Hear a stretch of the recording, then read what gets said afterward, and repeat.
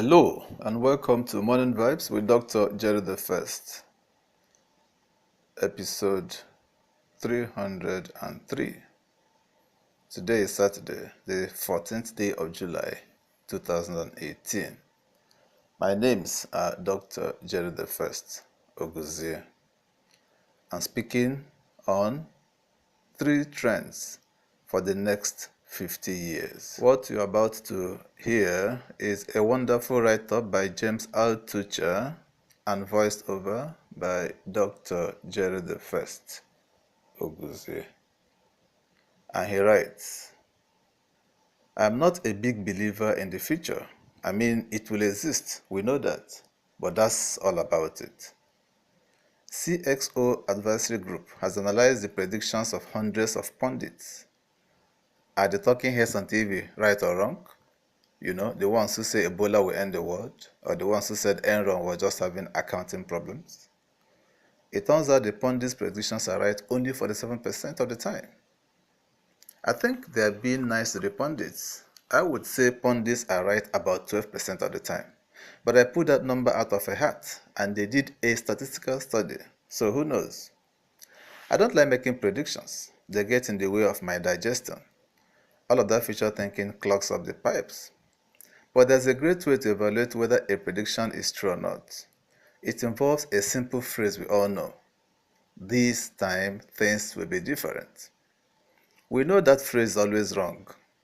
We know that things stay the same, no matter how much they change. I'll give a great example. My 15-year-old doesn't have email. She doesn't really use a computer except for homework. But she does use her phone. She texts everyone. Email has been popular for almost 20 years, but the phone has been popular for over 100 years. Not that new things are bad. We are not using the phone from the year 1900. We're using a phone that's a more powerful computer than the top supercomputers from 20 years ago, and it fits into our pocket. So 2 things happen. What was popular in the past will be popular for at least as long in the future, except at least another 100 years of teenage girls texting relationship advice to their friends. And what was popular in the past will improve. I have this experience as a pundit for the future. In 2007, I said on CNBC that Facebook would one day be worth $100 billion. At that time, it was worth maybe about $1 billion. Everyone on the show laughed. I then invested in every Facebook services provider I could find. Then 5 years later, almost to the day, it hit the world. And Facebook has been on a meteoric rise since then. So what are the 3 trends that will turn our world upside down in the next 50 years? Trend number 1, deflation. Most people are scared to death of inflation. If most people are scared of something like Ebola, it probably means it was a media or marketing manufactured fear that will never come true. But the reality is true here. We live in a deflationary world. Warren Buffett has said that deflation is much more scary than inflation. It's scary to him because he sells stuff, but it's great for everyone else because we buy things. However, to be fair, it's a mixed bag. When prices go down, people wait to buy because prices might be cheaper later. This is why some of the scariest points in our economic history were in the 30s and in 2009 when there was deflation. How did the government solve the problem? By printing more paper money and going to war. That's how scary it was. To solve the problem, we gave 18-year-old kids guns, sent them to another country, and told them to shoot other 18-year-olds. People have all sorts of statistics about the government debt and the dollar decreasing 97% in value since 1913. I don't care about all of that. I want to make more money no matter what. So here's what I see. My computers are cheaper. Housing prices haven't gone up in 10 years. And people are finally starting to realize that paying for higher education isn't worth as much as it used to be. Too much student loan debt and not enough jobs. All electricity is cheaper now. All books are cheaper. I don't have to go to the movies to watch a movie. All my music is basically free if I watch it on YouTube. Don't get me wrong. Inflation exists because the government and the corporations around it are preventing deflation. But the natural order of things is to deflate. Eventually, something bad will happen, and the carpet will be pulled out from under everyone. Perhaps if we have an inflationary bubble, then deflation will hit hard, and you have to be prepared. In a deflationary world, ideas are more valuable than products. If you have ideas that can help people improve their business, then you will make a lot of money. For instance, I know one person who was sleeping on his sister's couch until he started showing people how to give webinars to improve their businesses. Now he makes 7 figures a year. This webinar trick won't always work, but then he will have ideas for the next way to help people.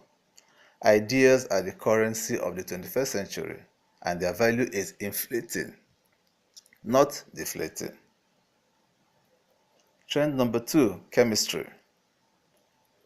The last 50 years was the IT half century, starting with the invention of the computer, the widespread use of home computers, and then the domination of the internet and mobile phones. Okay, that's done. But it's not like innovation will stop in that area. No, it won't. Every year computers will get better, more apps will be useful, and all that. But the greatest innovations are over for now. DNA computing will happen, but not until after what I'm about to say does happen. As an example, the next versions of my laptop and my cell phone have already come out. But for the first time ever, I have no real need to get them. And I am an upgrade addict. But the upgrades just weren't big enough. I don't even think I understand the difference between the next generation of cell phones and last year's generation. Tiny changes in battery and pixel numbers, but only very tiny. But here's what's going to happen and what's going to change is chemistry. The number of graduate students in chemistry is at an all-time low versus the number of graduate students in IT and computer science. And yet, we're at a point where almost everything we do requires advances in chemistry rather than information technology. For instance, Elon Musk is creating a billion-dollar factory to make batteries. Well, for Elon's sake, wouldn't it be better if we had a more efficient way to use lithium so that batteries can last longer? DNA computing, while it will create a great advance in computer technology, is almost 100% dependent on advances in biochemistry.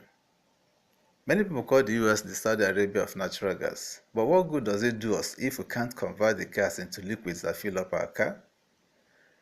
Right now, every country uses Fischer-Tropsch technology, a chemical process that's 90 years old, to turn gas into liquids, and it's expensive to use it.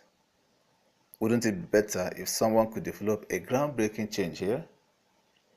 I can list 50 problems that chemistry can solve that would make the world better, but it's not sexy, so people have stopped studying it. But this will change too. Not because it's a futuristic trend, but because for 3,000 years, changes in society were largely due to chemistry advances, e.g. harvesting wheat, rather than computer advances. I am just taking an old trend and saying, hey, don't forget about it, we still need it.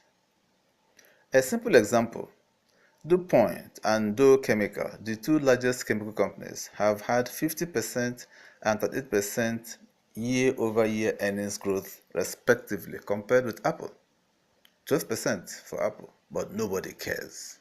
Apple is IT. Trend number 3, employee-free society. Before 200 years ago, we never really had employees.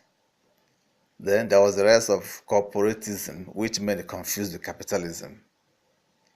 I am on the board of a $1 billion in revenue employment agency. It's gone from $200 million in revenues to $1 billion just in the past few years. Why did we move up so fast when the economy has basically been flat? For 2 reasons. The Pareto principle, which states that 80% of the work is being done by 20% of the people. So a lot of people are being fired now since 2009 gave everyone the carte blanche excuse. 2, regulations are too difficult to follow. It's getting pretty difficult to figure out what you need to do with an employee.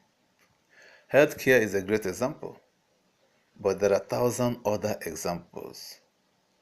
So what's happening, for better or worse, is a rising wave of solopreneurs and lifestyle entrepreneurs.